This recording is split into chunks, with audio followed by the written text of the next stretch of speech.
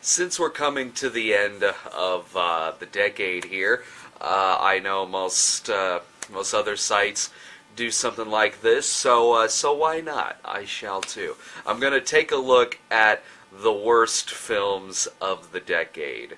Just kind of list them off. And keep in mind that I'm not, like some major movie critic who sees everything under the sun. So there are movies out there that are probably a lot worse than a lot of the ones I have on this list. Like, I haven't seen any of the Larry the Cable Guy movies, and I haven't seen The Country Bears, for instance. So this is just kind of based off of stuff that I've seen. Stuff that a majority of these are just movies that just they made me angry. Like, there's a few that are on this list here that if you're just going by a technical, like, filmmaking aspect, then they probably wouldn't be on the list, but they just pissed me off, so they're on the list. So let's take a look here. These are in alphabetical order, except for when I get to the end, and I'm gonna name what I think is the worst goddamn piece of shit of the fucking decade. But before then, I'm just going in alphabetical order, and it looks like right here we got Battlefield Earth. Which, Battlefield Earth, I don't know if it necessarily pissed me off, because I knew exactly what I was getting into when I went to go see it. In fact, I worked at a movie theater at the time, so I saw it for free, so it's not like I was out any money. I mean, it really is the showgirls of science fiction movies. So it's not, I wouldn't go so far as to say it's boring, but my god, it is fucking awful, and a fucking campy bad fucking movie. Next here I got Blair Witch 2, Book of Shadows. Now this pissed me off, because I loved the first one. I thought the first one was creepy as shit. So I was definitely fucking looking forward to this movie. And throughout most of it, I was really bored off of my ass. And what kept pissing me off was that the movie wasn't giving out anything new that wasn't shown in the first movie.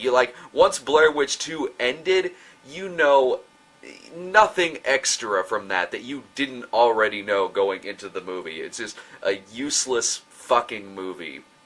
And the ending is just one of the most cruel, unnecessary, awful endings I've ever seen in my life. This next one here is not going to be a shock to anybody. Cabin Fever. Cabin Fever is the only movie that I went to go see in my life that I was so pissed off when it was over. Just felt so goddamn wretched and angry that I had to go see another movie that day. Like, that could not be the only movie that I saw in the theater that day. So I went to go see, I think it was Matchstick Men. I think it was Matchstick Men that I went to go see. Not even how much I liked Matchstick Men erased my memory for Cabin Fever. I still just grind my teeth to this day about how awful that movie-going experience was. Next here, I got Catwoman. I would say that's the worst superhero movie of the decade. It was pretty fucking unwatchable. But if something good came out of it, Halle Berry did accept her Razzie in person for it, so that's pretty cool whenever that happens. Next here, oh god, this one. Fucking Dr. T and the Women. One of the worst. I can't even call that fucking movie a romantic comedy. One, it wasn't funny. It was just fucking in your face, I'm smarter than you, Robert Altman crap. But it certainly sure as shit wasn't romantic. I watched that movie because my dad had seen it. My dad had seen it and said that it was just loathsome, awful garbage. Just he was just wide-eyed about how much he hated this movie. And I didn't really give the movie a second thought when it was out. It just looked like some romantic comedy that I'm probably never going to see. But to hear that it was that bad, I had to check the fucking movie out. I mean, my curiosity peaked. So it happened to be on TV that night, on like Showtime or HBO or something. It just happened to be on that night. And I watched it, and 15 minutes in, not even 15 minutes, 5 minutes in, I knew this was going to be garbage. I just knew it was going to be fecal trash. Like, you have, like, any movie where a character is, like, insane or kind of crazy, and the reason that they give is because she's loved too much. So that's right up there with She Died of a Broken Heart.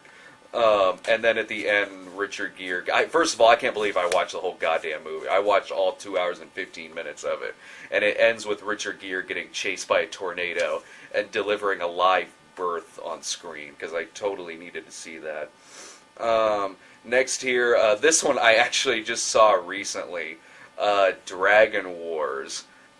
That movie was a little more confusing than it needed to be, because I remember, like, there's a flashback, and then there's a flashback within a flashback, and another flashback within a flashback. It takes the movie like a half an hour to fucking get back to the present time.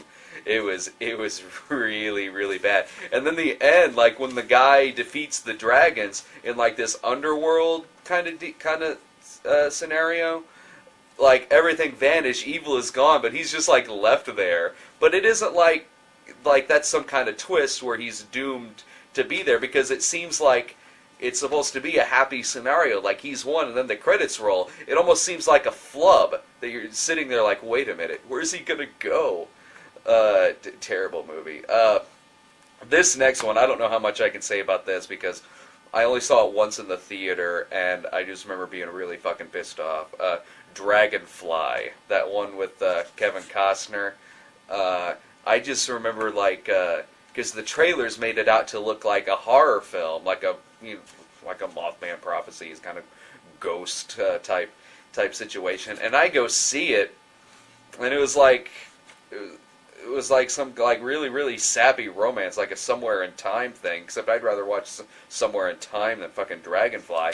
And what pissed me off too was there was a scene that was in the trailers that was all over the trailers. It might have been on some of the posters, where dragonflies are surrounding like the windows and then just crash right through the fucking windows, like right at the camera, and that scene nowhere in the fucking movie. Just like the movie wasn't even that tone. It wasn't a horror film. Like, it's just some of the most deceitful is the word I'm looking for. Deceitful fucking trailers I've seen. Here we go. The next one, The Fourth Kind. I had to put that one on the fucking list. Like, I hadn't been that pissed off at a movie in the theater since Cabin Fever. I actually might have been more pissed off at The Fourth Kind than Cabin Fever. I don't know. I might actually have to think about that. But this guy who made The Fourth Kind just tried making some kind of unique horror film, and with that just shot himself in the foot. Like, I have never seen a gimmick in a horror film just completely take you out of the movie like that one did. Next here is the Platinum Dunes remake of The Hitcher. And the Platinum Dunes remakes, to me, they're kind of hit and miss. Like, I thought the Amityville Horror was alright. And aside from that, like, most of them are just kind of forgettable. Like, the Texas Chainsaw Massacre remake, and also the prequel, well, one, they're both the same, practically the same goddamn movie. But the remake and the prequel, they were just forgettable. Like, there was nothing horribly awful about them. They weren't scary. They weren't even funny. They were just kind of nothing.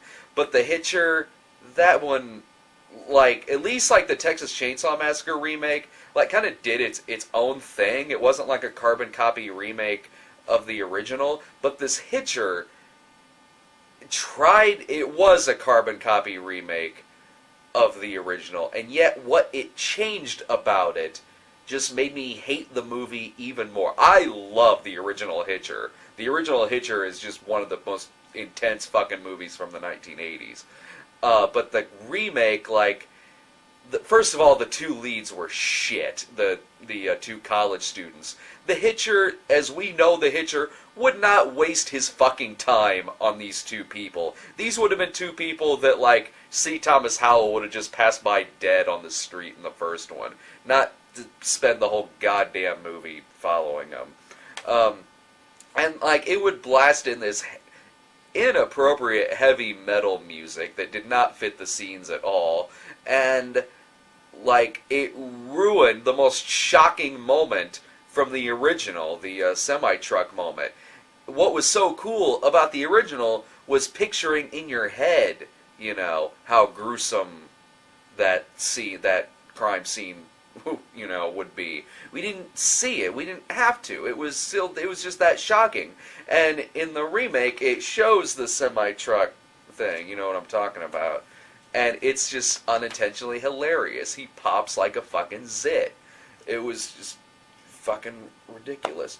This next one, I guess I had to put an Uwe Ball movie on here. Well, of course I didn't have to, but this one was pretty fucking atrocious.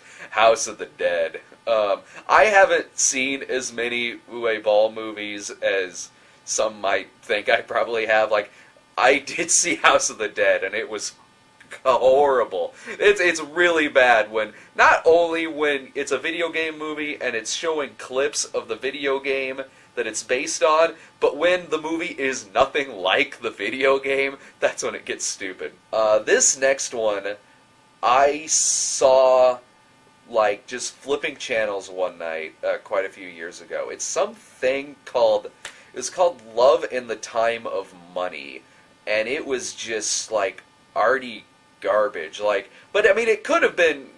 I'm not just simply dismissing it because of that, because I mean, I've seen movies like this before that are pretty good. It's one of those, like, anthology type movies where for like 15 minutes it'll follow around a set of characters, and then one of those characters might branch off, and then it follows them. There's another story, and then and so on and so on. Like, so I've seen movies like that before that are decent, but this one, like, every fucking character in this goddamn movie is a fucking asshole. Like, I think the first sequence in the movie is just some, like, abusive boyfriend yelling at his girlfriend, or he's picking, no, it was a hooker. Like, he's, like, picking up some hooker and he, like, abuses her or something like that. And I only saw it once, but I just remember the movie just kind of depressed the shit out of me. But I don't know if that was intentional. It was just a very dreary-looking movie. Like, Rosario Dawson is in it, and there's a sequence where she's doing nude photos for Steve Buscemi, who's a photographer, and slow down, she doesn't actually appear nude in the movie. Clever camera angles. It might be something the cinemas might like, but if I want to watch something like that, I'll watch, like, Sidewalks of New York. That one was pretty good. This next, oh god, this was awful. Fucking Master of Disguise. Fucking Dana Carvey almost comeback movie. I just remember there was that, like, running gag where Brent Spiner's laughing and all of a sudden he farts. And that was, like, the running gag of the movie. They do that, like, 10 fucking times. It was atrocious. And this next, I had to just put these, like, in a pile, because there's no way I could differentiate between them. The movie movies, disaster movie, epic movie, scary movie sequels, Meet the Spartans, stuff like that, from the worst spoof writers that I've ever fucking seen in my life. They don't even know what the genre of what they're lampooning half of the time. I mean, they get epic movie. They're not ripping off, like, epic movies in that. When I think epic movie spoof, I should think, like, okay, they're gonna lampoon, like, Lawrence of Arabia, or, you know, stuff like the Ten Commandments, or, like, David Lean movies or something. What epic movie they're spoofing, like Charlie and the Chocolate Factory or something? They don't even know what the fuck they're doing half the time. This next one, I might get some emails about this. Napoleon Dynamite. I hate Napoleon Dynamite with a fucking passion. People have said to me, what? Didn't you go to high school with someone like that? You know what? I really didn't. Because if I did, I would have beat the fucking shit out of him. And I wasn't even a fucking bully. I was probably geekier back then than I am now. And I would have beat the shit out of this guy. Not because he's a nerd, because Napoleon Dynamite is a prick. And this kind of prick that he was in that movie is not funny. This is a prick who deserves every fucking beatdown that he will get in his fucking life. Yeah, there were some nerds in my high school, but, like, the guy I'm thinking of off the top of my head actually was funny, because he was like Eddie Deason. Eddie Deason's hilarious. Fucking Napoleon Dynamite can't hold a fucking candle to Eddie Deason. This next one's awful. I only have a few left. This next one's awful. Roberto Benigni's Pinocchio. Remember this one? It was like his follow-up to Life is Beautiful, his big-budget Italian epic of Pinocchio, and it's Roberto Benigni, a 50-year-old, tiny Italian guy, playing 8-year-old Pinocchio. It was creepy. It was unnecessarily creepy. And I saw, excuse me, I saw the dubbed version, the fucking dubbed version of it, where it was Breckin Meyer dubbing Pinocchio, and like Jim Belushi was in there somewhere, and like I think Regis Philbin was in there, maybe even Queen Latifah, I can't remember, but it was just like the worst fucking dubbing. That like seriously, this dubbing, it was worse than like in the Godfrey Ho movies, because at least in the Godfrey Ho movies, that's fucking hilarious, and in this one, it was just cringeworthy, because, I don't know, maybe the bad dubbing, it just fits better with the Godfrey Ho movies. Whereas in Roberto Benigni's Pinocchio, it's a big-budgeted fucking movie. It's a big epic flick, but it's just horrendous. With that, oh my god, it was a funny bad, that's for sure. All right, this one here. My mom made me watch this when I was living out in California. She kept going on and on about this movie that she loved, and like was supposedly like a cult. It's a movie called Sordid Lives. It's fucking redneck humor. It's like, you know, like like not quite as annoying as Larry the Cable Guy, but still pretty annoying. Like, it's got like Olivia Newton-John in it, who turns up every now and then to sing a country song, and she's got nothing to do with anything in this movie. She just hops in and out of it every now and then. Like, most of it has to do with a funeral that's going on, and like there's all this drama with all these rednecks, and like Bonnie Bedelia's in it, and Beau Bridges, and it just wasn't funny. It was awkward. That's a good way to describe it. It was just really, really awkward. Oh god, this one was fucking bad. Wrong Turn. Wrong Turn. It's like if if you cross the hills have eyes with Troll, and it was supposed to be hilarious, but wasn't. Do you know that kind of, it's not supposed to be funny, but is in the sense, but you're not really laughing at it because it's too stupid. You're just kind of sitting there like, what the fuck is this? Like, those fucking little troll guys in their pickup truck with overalls, like, you want to laugh because it is, in theory, unintentionally funny, but it's so stupid that if I were to laugh at it, I might as well have written this movie's script. But anyway, here we go. The worst fucking movie of the decade. It's a movie called Jerry, and I actually watched this entire movie. If you like sand and walking, then you might actually enjoy Jerry, because that's all it is. It's sand, and it's walking. I don't know if you've seen the trailer for this movie, but there's okay, well, first of all, the plot is Affleck and Damon go on a hike and they get lost in the desert. That's the plot of the movie.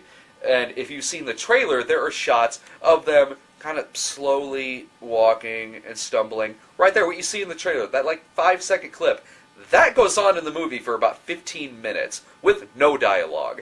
And that right there just kind of repeats. Like, there's another part where they're just walking and drinking water. That goes on for another 20 minutes. Nothing happens. Fucking film school garbage.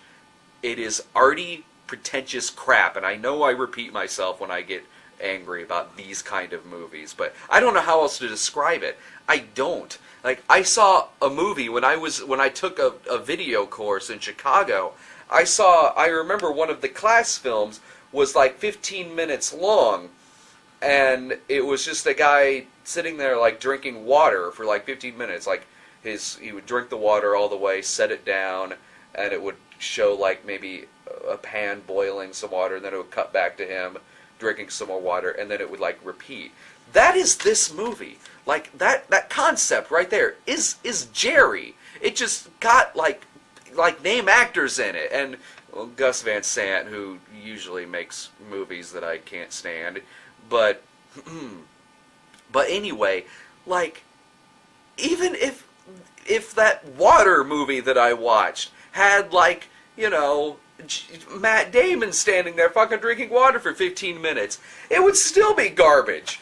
But it's just Matt Damon drinking water. That's what this goddamn movie is. It's Matt Damon and Casey Affleck walking through the goddamn desert for like 90 minutes. I would rather sit through Napoleon Dynamite, the fourth kind, and Dr. T and the motherfucking women than to watch 90 minutes of two guys walking through the desert. And never mind the fact that it's Matt Damon and Casey Affleck. It's two guys walking through the desert. I don't get it. I'm sorry. It's not entertaining. Maybe I'm not smart enough to get it. Maybe I don't know what the sand symbolizes. Maybe I don't know what the sunset is supposed to mean. But I don't care that I don't know. Jerry, worst goddamn movie of the decade.